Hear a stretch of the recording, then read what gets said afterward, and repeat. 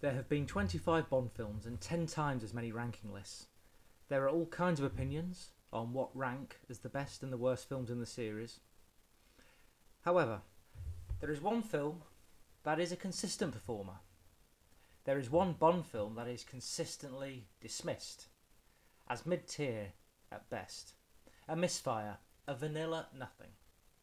It's rarely hated but never loved, except by me. It's my favourite Bond film, and I believe it's time for it to be reassessed. So in this video, I'm going to explain why I believe 1974's The Man with the Golden Gun deserves much more love than it gets. You can love a bad film, of course. I have a soft spot for Diamonds Are Forever, but I'd never argue it's a good quality Bond film. I believe The Man with the Golden Gun is not like this. I believe it's much better than common wisdom suggests. To do so, I'm going to address 4 areas where I think the film excels, and then rebut some of the common criticisms.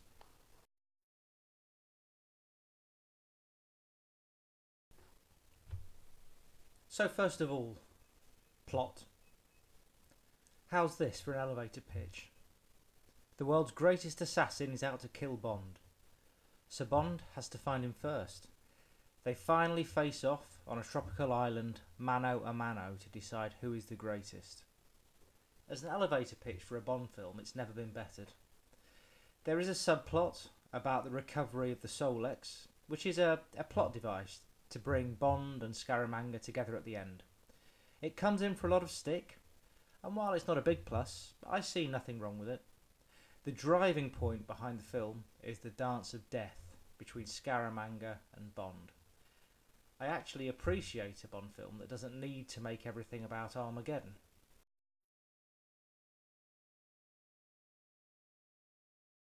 Okay, the second area that I think is worth considering are the characters. Specifically the non-Bond characters. For me, Scaramanga is the best Bond villain of all time. Tall, deadly charismatic, and Bond's evil shadow, with an iconic weapon. He's the dark to Bond's light, the person Bond could have been if he'd chosen money over duty and greed over sacrifice, and Christopher Lee is perfect in the role. The second tier characters for me are also really intriguing. Nick Nack is a unique, cocky henchman, and a welcome change from the usual physically threatening henchman. There's Lazar, who makes weapons for killers in Hong Kong, High Fat, the corrupt businessman, and my personal favourite, Miss Anders. Now, I believe her to be one of the most intriguing of all the female characters throughout all of the Bond films.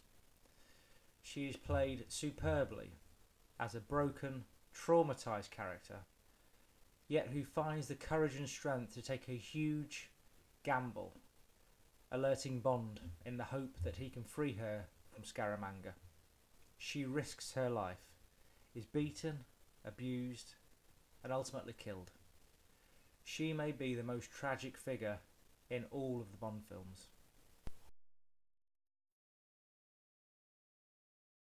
The third area is location. Now, I think all the great Bond films have iconic locations, and I've always been surprised why The Man with the Golden Gun doesn't get more love for the locations that it captures. On one level, personally I find it fascinating to see Thailand and Hong Kong back in the 1970s. It's a wonderful time capsule of 2 very touristy areas these days.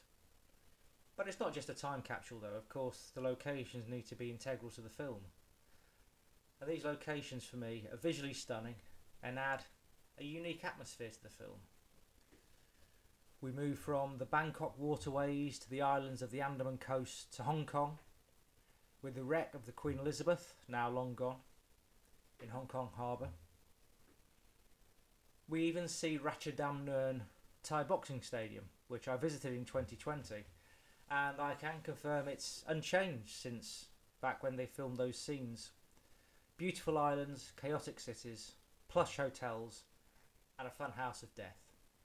This film has it all.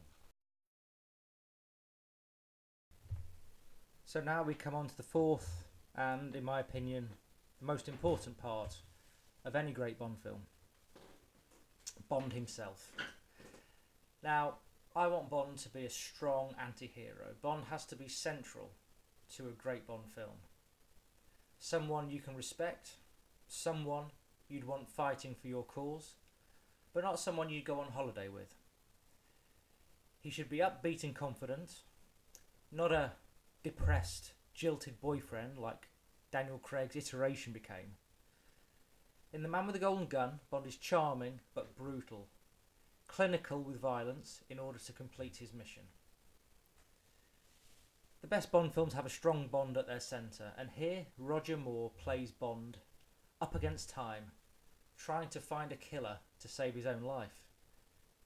It adds an intensity to his character that we only see occasional glimpses of throughout the whole series, until Dalton. He also has some of the best quips since Thunderball, in my opinion. I've lost my charm! Not from where I'm standing. I'm now aiming precisely at your groin. So speak, or forever hold your peace. Both of these made me laugh. So let's look at some common criticisms of this film that always seem to knock it down people's lists. So I've already spoken about the soulless criticism. For me, it's not a terribly important one. If it doesn't work for you, fine, but I don't think it distracts from the film either. Let's look at two other common complaints. First is J.W. Pepper. He comes in for a lot of hate. Personally, I can take him or leave him. I don't have a huge problem. I think this really comes down to individual choice. If he wasn't there, it'd be fine, but he doesn't ruin the film. Then, of course, we have perhaps the most maligned aspect of the entire film, the slide whistle.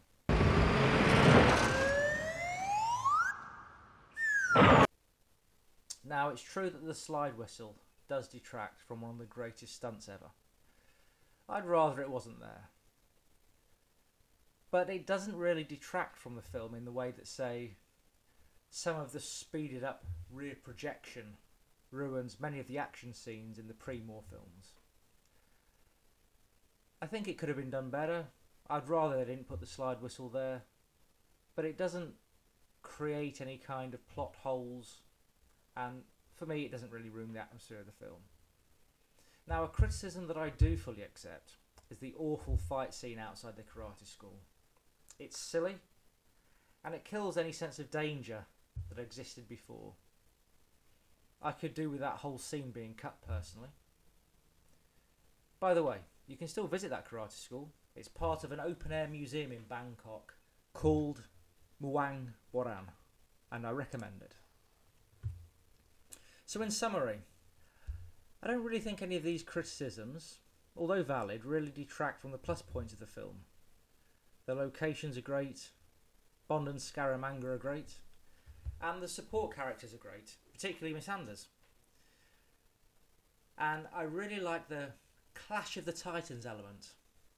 In some ways it feels maybe a little bit more like a spaghetti western than a traditional Bond film, which, for me, commends it. The Man with the Golden Gun deserves much more love than it gets, and I commend it to you. So, what do you think? Let me know in the comments.